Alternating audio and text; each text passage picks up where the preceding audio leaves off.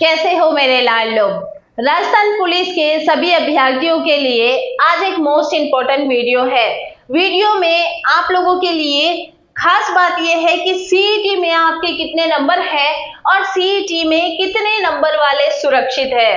आपके मन में ये काफी ज्यादा सवाल उठता है कि अगर मेरे इतने नंबर है तो मैं, जैसे किसी के 210 है, किसी के 220 है, किसी के 120 है, तो अगर मेरे इतने नंबर है तो क्या मेरा 15 गुना में सिलेक्शन होगा, क्या मैं सुरक्षित हूं कि नहीं। तो आज हम बात करेंगे कि सीईटी में अगर आपके कितने नंबर है कि आप सुरक्षित हो और कितने नंबर पर अभी टक्कर चल रही है ना। तो ये मोस्ट इंपॉर्टेंट है कि कितने नंबर पर आप लोगों को स्ट्रगल करना पड़ेगा।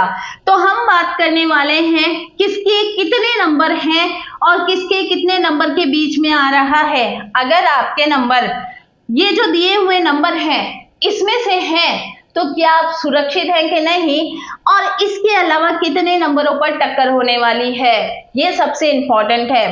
तो देखिएगा, आपने फॉर्म कहां से भरा है, किस जिले में कितनी टक्कर है, कितना बच्चे जो है वो फॉर्म भर रहे हैं, इन सारी बातों पर हम ध्यान देने वाले हैं। इसके अलावा अगर आपने अभी तक फॉर्म नहीं भरा है तो इस वीडियो को देखने के बाद आपको फॉर्म कहां भरना है वो भी समझ आने वाली है। तो सबसे पहले हम बात करते हैं सीईटी में कितने नंबर वाले सुरक्षित है और टक्कर कितने पे है। तो आप सभी को पता है कि सीईटी का एग्जाम अभी पहली बार हुआ था, उसमें आप सभी को पता ही नहीं था कि पेपर का पैटर्न कैसे होगा, इसीलिए सीईटी में इस बार जो है वो मेरिट क्या है, कम है ना। सीईटी में इस बार क्या है, मेरिट कम है, क्योंकि आप लोगों ने सोचा ही नहीं कि राजस्थान पुलिस में भी सीईटी को जो है लागू कर देंगे, लेकिन अब लागू हो चुकी है। तो अगली बार सीईटी में जो मेरिट है वो काफी हाई जाने वाली है। तो इस बार क्या होगा, इस बार सीईटी में जो है 180 160 पे भी सिलेक्शन आराम से होगा, आपको 15 गुना में बुलाया जाएगा। फिर इन नंबरों का क्या रोल है। दरअसल अगर मैं बात करती हूँ इन नंबरों के आधार पर और आप लोगों की वोटिंग के आधार पर, सर्वे के आधार पर, तो ये पता चला है कि कितने परसेंट पर कितने नंबर और कितनी टक्कर है। देखो, सबसे पहली बात तो मुझे भी लगातार मैसेज आ रहा है, बहुत सारे मैसेज है, और ये वीडियो वो बच्चे भी देख रहे होंगे जिनको मैंने रिप्लाई किया है कि मैडम मेरे 208 नंबर है, सबसे पहले मैं फॉर्म भर दूं क्या। 208 वाले को तो सोचना ही नहीं चाहिए, उसको तो फॉर्म भर देना चाहिए, है ना। अब बहुत सारे बच्चे बोल रहे हैं कि आप सजेस्ट करो कि हम किस जिले से फॉर्म लगाएं। तो अब आप बताओ, अगर मैंने आपको एक फिक्स जिला बता दिया और आपने फॉर्म भरा और 15 गुना में नहीं आया, तो ये सारी प्रॉब्लम्स जो है इन नंबरों के आधार पर हम दूर करने की कोशिश करेंगे। सबसे पहले हम बात करते हैं जिसके सीईटी में 200 नंबर है या 200 प्लस है, उसको तो फॉर्म भरने के बाद ही तैयारी कर लेनी चाहिए फिजिकल की। आपका सिलेक्शन फाइनल है, आपको 15 गुना में होना ही होना है और आप होके रहेंगे। तो आपके अगर 200 नंबर है तो सोचो मत, समझो मत, हर किसी यूट्यूबर को मैसेज मत करो कि अब मैं क्या करूं, कुछ नहीं करना है। आपको बुलाएंगे, 200 है तो मतलब आपको कोई टक्कर नहीं दे सकता। लेकिन अगर आपके 200 नंबर है और आपने जिला भी बहुत सोच समझकर भरा है, आपकी पोस्ट अगर सोच समझकर है, तो समझ लो कि आप पुलिस बन ही गए, आपका सिलेक्शन हो ही गया। तो 200 नंबर वाले तो सेफ है। अब बात ये उठती है, ऐसे कितने कैंडिडेट होंगे जिनके नंबर 200 है। तो देखो, कम से कम 3500 से 4000 स्टूडेंट ऐसे हैं जिनके 200 जो है वो नंबर है, यानी 2000 से लेकर 3500 के बीच में 200 से कम है। लेकिन अगर 200 वाले नंबर वाले कैंडिडेट की हम बात करें तो 3500 से 4000 के बीच में जो है इतने स्टूडेंट मिल जाएंगे जिनके 200 या 200 प्लस हैं। उसके बाद हम बात करेंगे जिनके 200 से 180 के बीच में है, उतने स्टूडेंट्स कौन कौन से हैं, कहां से हैं, जो कि आपके लिए कंपटीशन तैयार करते हैं, आपकी टक्कर है। तो देखो, ऐसे जिले जहां पर पोस्टें कम हैं, ऐसे जिले जहां पर पोस्टें ज्यादा है, वहां पर 200 से 180 180 वाले स्टूडेंट आपको आराम से मिल जाएंगे।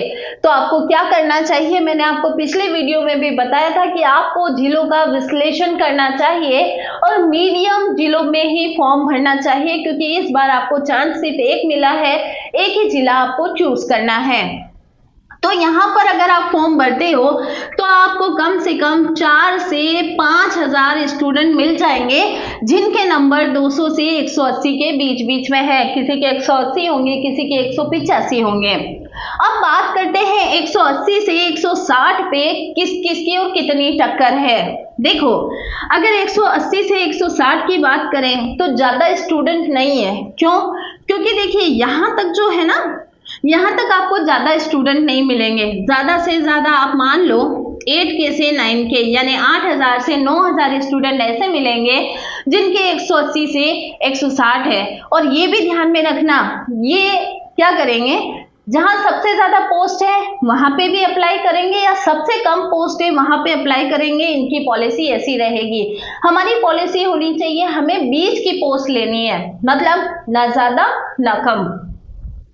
अब और बात करते हैं जिनके नंबर 160 से 140 के बीच में है, ऐसे स्टूडेंट आपको कितने मिलेंगे, ये मोस्ट इंपॉर्टेंट है। ऑलमोस्ट लोगों के 160 से 140 के बीच में है, इतने स्टूडेंट आपको 15,000 से लेकर 16,000 के बीच में मिलेंगे। तो क्या आपको 15 गुना में शामिल होने का मौका मिलेगा कि नहीं? ठीक है, यहाँ पर सरवाइव करना थोड़ा मुश्किल है और यहाँ पर तो कांटे की टक्कर है, ये आप ध्यान में रखना।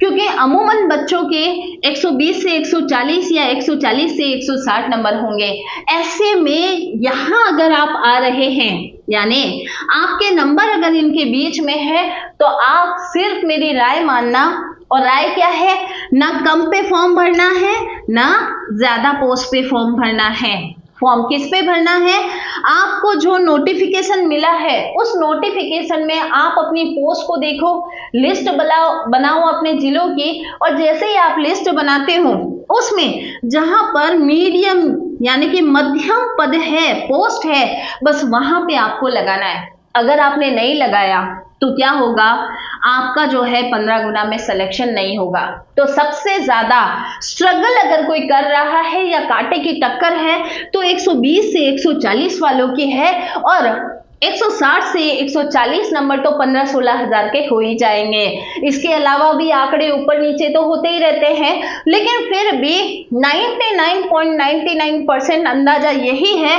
कि यहां से लेकर यहां तक जो है वो कंपटीशन भी ज्यादा है, टक्कर भी ज्यादा है।